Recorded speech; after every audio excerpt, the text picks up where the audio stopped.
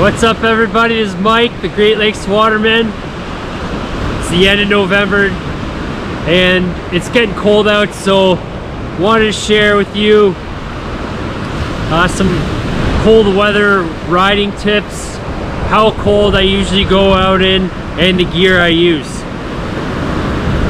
So when you're out on the water, gotta have a hooded 6.5 millimeter wetsuit.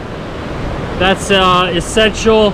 One thing, if you're into the wind sports like winging or even paddle boarding, supping, windsurfing, winging, all that stuff, where you're actually not prone lying in the water like surfing, I find it really handy to have drain holes on the wetsuit.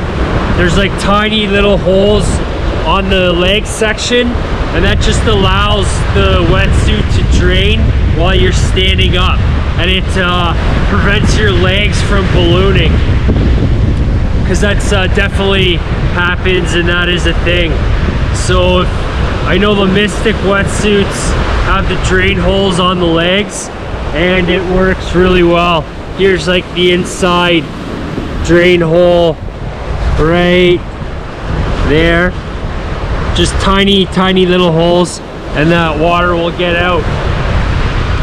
A thing that might be overlooked or not everybody uses is these thermal fleeces that go under your wetsuit. They're like tight. This one's made by O'Neill, and that just traps in another layer on you, keeps the warmth in. It gets a little bit wet and just keeps that warmth in you.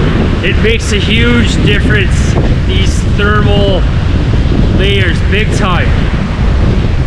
So I always wear one when it's really cold. Another thing is gloves. So this is a 7 mil glove. These are great for surfing. There's no they're pretty much made for paddle surfing. There's no curve on the glove, and if you're gripping onto something, like if you're winging, kiting, windsurfing, they're not ideal. But if you're supping, surfing in the water, prone, paddleboarding, they're fine. Grip is crucial in that. And so these are really good. They're warmer than these ones. This is the Dakine cold water mitt, and I will wear these when I'm winging, windsurfing, or kiting in the cold water. But they are not as warm, but the grip is way better. So my threshold temperatures for all the wind sports would be about 5-6 degrees air temp. The water temperature, as long as it's ice free and the water's open, I don't look at the water temperature as much.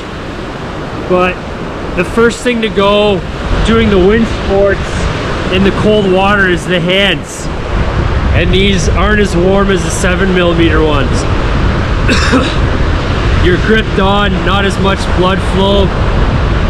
So I find about 5-6 degrees Celsius, which is probably right around 40 degrees Fahrenheit, is my cutoff, because my hands will start getting cold.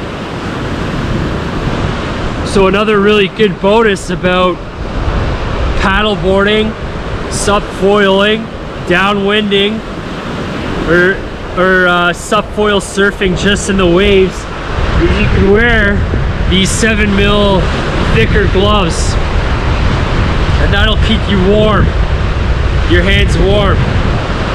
Usually my body gets colder with that wetsuit on before these gloves, and my cutoff temperature for downwinding and subfoil surfing is about 0 degrees air temperature. Once again, I'm not too worried about the water temperature, because generally I'm just in the water for, you know, a few, like 30 seconds, 15 seconds, fall in the water, get back on the board, and you're up and out of the water.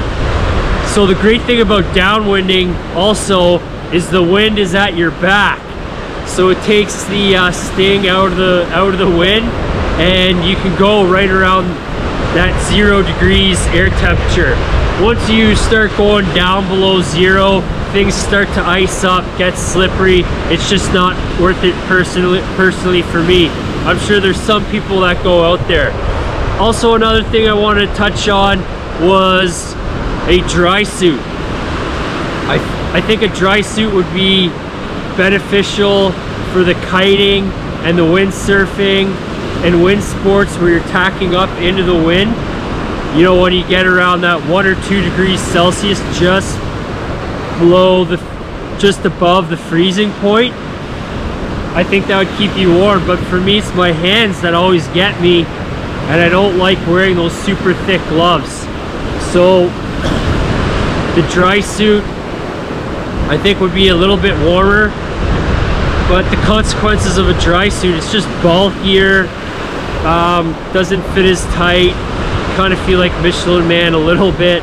I've worn them a few times, but generally if it's that cold, I'll just stick to the SUP foil surfing or SUP surfing and downwinding, and the wetsuit is fine. I went out yesterday, it was snowing while I was out there, a squall went through, it was 0 degrees, right, hovering at that freezing point, and I was toasty warm.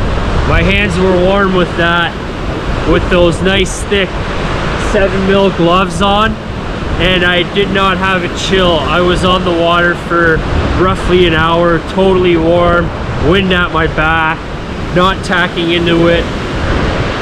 But once again, you need the wind. Yeah, when you're kiting or winging, you have to tack into the wind, and then that just increases the wind speed and things get colder. So another reason to get into downwinding or foiling or SUP surfing is to get out. You can extend your season a little bit longer. The other thing with the cold weather riding, which is huge, is you just have to get the motivation to go out. I find it very easy when it's gray, especially, to be like, oh, it's cold out, I'm not going. But once you get out there and in the water and you have the right gear, it's pretty good. It's, you know, I'm always so happy I did it, and generally I stay pretty warm. I'm not that cold. So just, you got to get the right gear, and you got to get the motivation to go out there and have some fun, and it's always so worth it, and it's not as bad as you think it is. That being said, you got to know your limits with the cold water. You know your limits, ride within it. It's kind of a line they say. Definitely adds another element, but there's still lots of fun to be had out there in that cold water, and it's really nice with the gear on. Oh, one last thing, booties. I just have 5mm booties. They go up to like 7mm. I find for the cold water, minimum 5mm. I just have 5mm and stuck with it. That seems to be fine. Anyways, go out there, have some fun. If you can get it and do this, it makes anything easy. Woo!